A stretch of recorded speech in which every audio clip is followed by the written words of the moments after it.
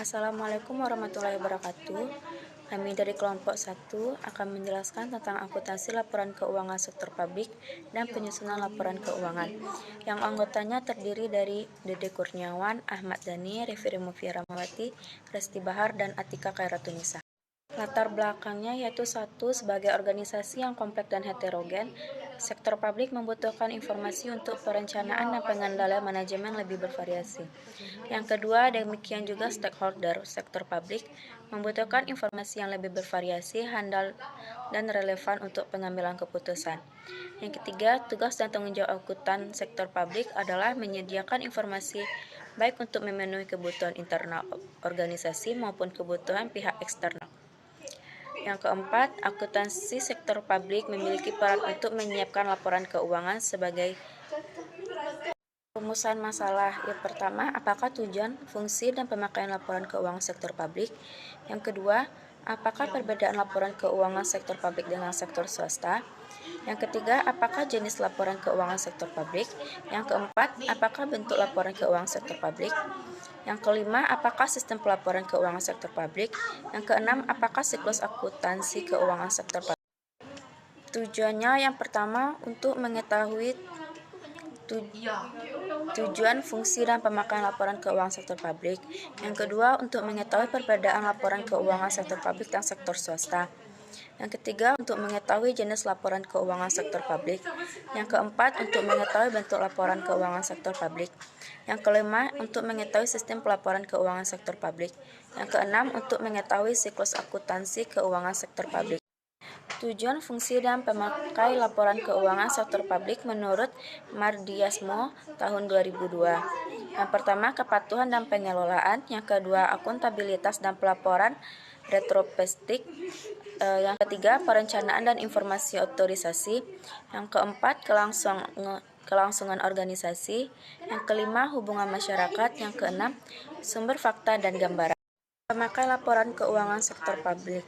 Menurut Drebin et al. Tahun 1981, yaitu pembayaran pajak, pemberian bantuan, investor, pengguna jasa, karyawan, pemasok, dewan legislatif, manajemen pemilih, badan pengawas. Sedangkan menurut Borgonovi dan Anisipensina tahun 1997, yaitu masyarakat pengguna jasa publik, masyarakat pembayar pajak, perusahaan dan organisasi sosial ekonomi yang membuat pelayanan publik secara input atas aktivitas organisasi, bank dan masyarakat sebagai kreditor. Menurut IASB, yaitu masyarakat yang kepadanya pemerintahan bertanggung jawab. Kedua, legislatif dan badan pengawas yang secara langsung mewakili rakyat. Yang ketiga, investor dan kreditor yang memberikan pinjaman atau berpartisipasi dalam proses pemberian pinjaman. Perbedaan laporan keuangan sektor publik dan sektor swasta. Pada laporan keuangan sektor publik terdapat fokus finansial dan politik, sedangkan sektor swasta fokus finansial. Laporan keuangan sektor publik kinerjanya diukur secara finansial dan non-finansial, sedangkan sektor swasta sebagian besar kinerjanya diukur secara finansial. Laporan keuangan sektor publik mempertanggungjawabkannya kepada parlemen dan masyarakat luas, sedangkan sektor swasta mempertanggungjawabkan kepada pemegang saham dan kredit. Laporan keuangan sektor publik dapat melihat ke masa depan secara detail, sedangkan sektor swasta tidak dapat melihat masa depan secara detail. Aturan pada sektor publik, pelaporannya ditentukan oleh Departemen Keuangan, sedangkan sektor swasta pelaporannya ditentukan oleh Undang-Undang Standar Akuntansi, Pasar Modal, dan Praktik Akuntansi. Pada sektor publik, laporan diperiksa oleh Treasury, sedangkan laporan keuangan diperiksa oleh auditor independen. Jenis laporan keuangan sektor publik yaitu ada dua. Yang pertama, akuntabilitas vertikal. Yang kedua, akuntabilitas horizontal. Bentuk laporan keuangan sektor publik ada 4. Yang pertama, laporan arus kas. Yang kedua, laporan kinerja keuangan. Yang ketiga, laporan perubahan ekuitas. Yang keempat, laporan posisi keuangan atau neraca. Sistem pelaporan keuangan pada sektor publik. Yang pertama ada basis kas atau sistem akuntansi dasar kas yang hanya mengakui arus kas masuk dan arus kas keluar. Yang kedua, basis akrual. Penerimaan dan biaya bertambah diakui karena diperoleh dan dimasukkan bukan sebagai uang yang diterima atau dibayarkan dalam jumlah yang sesuai satu sama lain, dapat dipertahankan atau dianggap benar, dan berkaitan dengan rekening laba dan rugi selama periode yang bersangkutan.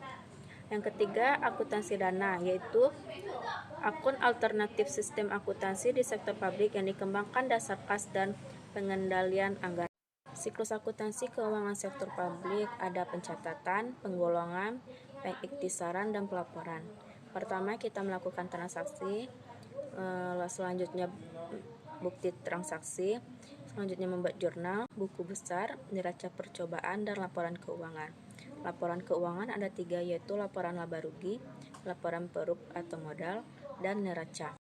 Kesimpulan, akuntansi sektor publik memiliki peran utama untuk menyiapkan laporan keuangan sebagai salah satu bentuk pelaksanaan akuntabilitas publik. Dilihat dari sisi internal organisasi, laporan keuangan sektor publik merupakan alat pengendalian dan evaluasi kinerja manajerial dan organisasi. Sedangkan dari sisi eksternal, laporan keuangan merupakan alat pertanggungjawaban terhadap publik dan sebagian dasar untuk mengambil keputusan. Akuntansi sektor publik bertujuan untuk memberikan informasi yang bertujuan untuk pengambilan keputusan ekonomi, sosial, politik, dan sebagai bukti pertanggungjawaban dan pengelolaan, serta untuk memberi informasi yang digunakan untuk mengevaluasi kinerja dan organisasional. Laporan keuangan pemerintah dan laporan keuangan komersial.